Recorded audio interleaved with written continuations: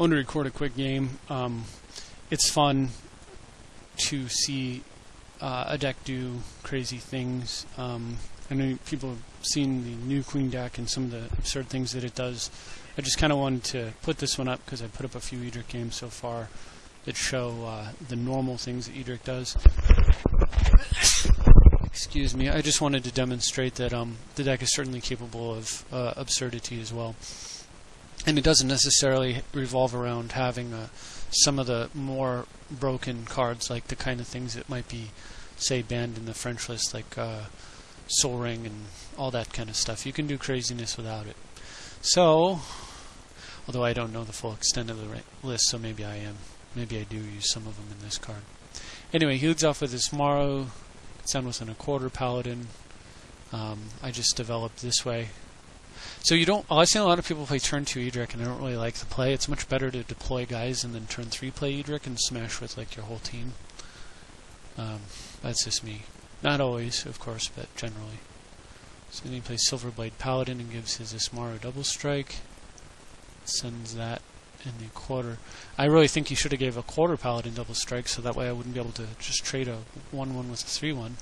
He doesn't, so I trade a 1/1 with a 3/1. Take 6, do the battle cry. Draw a land there. Didn't actually need one thanks to Ranger, but that'll work. And play Edric, Ranger, Elder, querying up my Bloom Tender, snap his guy, use the mana to play Regrowth on snap, say go. So all he does is replay his guy. Okay by me. And I could untap Bloom Tender again and snap it. There's really no point to that, since snap is effectively 0 mana. I'll just do it on my turn. Maybe I'll draw a Cradle or something. So I just block and sack. Maybe I could have just taken the damage and then that's one more card for me to draw, but I wanted to offset the mana that I was picking up earlier with Quarian. I anticipated using it again after drawing. So, top deck Glenelendra. So, before I play a land, I decide I'm going to see what I draw. Now, here was one possible error. I probably should have tapped Bloom Tender, Forest, Island, and or maybe even played the Forest, Bloom Tender, and the 2 lands and played like Glenelendra. Reason being, Condemn. Condemn exists. But I got a little greedy, I suppose, and I went after an extra card and decided I was going to wait and see what I drew before I made that play. And I wasn't going to bother with Glen, so at least immediately.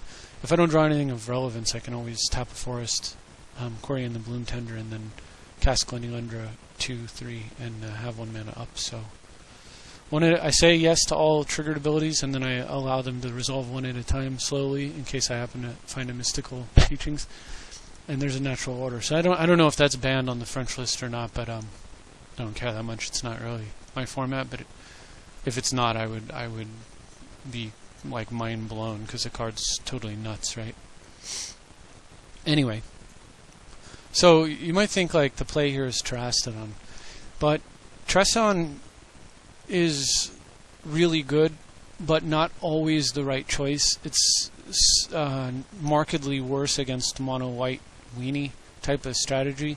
And also, like when you're smashing with Edric like I am, you don't really want to give him 3 blockers. So, of course, Terastodon backed up by a Metamorph on another Terastodon to just send him back to the Stone Age on his mana development's nice. Later I'll deal with the tokens. But I had a better play, I thought. So this is what I did. Play the Boreal Druid, play the Mana Vault, use the Quarian trick. And then I realized I could use the Vault, so I used the Vault, leaving blue and a colorless up for... What's the better play? Maybe Slime? Witness, perhaps? Well, for me, the play was... The other thing that I get frequently, very frequently, Terastodon is game over. The rest of the time during tournament is almost always game over. Like, one of those 2 cards ends the game so much for me when I play this deck. Actually, I had 5 games in a row where Terastodon won, and prior to that I had like 3 or 4 games in a row where Hermit won. So I just go get Hermit, no problem. I got 1 more mana, and let's make 10 creatures, 10 creatures this turn, and I have an Edric out. Yeah, he's all done. And he's white weenie, so I assumed he wasn't playing Wrath, and obviously he wasn't. So what is a white weenie deck going to do against 4, 8? These 2 guys are going to die during my upkeep probably. Well, 1, 2, 3, 4, 5. I could pay for one of them. 1, 3. Yeah, I could pay for one of them. So I would let the clone die probably, so that if I wanted to regrow it, I could have better options than regrowing the Hermit. And so that also I could. So anyway, but yeah, 3. I mean, how many cards am I going to draw next turn? I don't even know. But he gives up.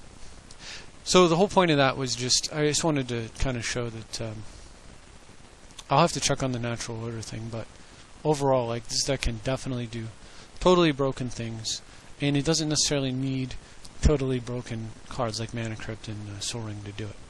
So, hope you enjoyed it. Here's the deck list, and I'll see you next time. Thanks for watching.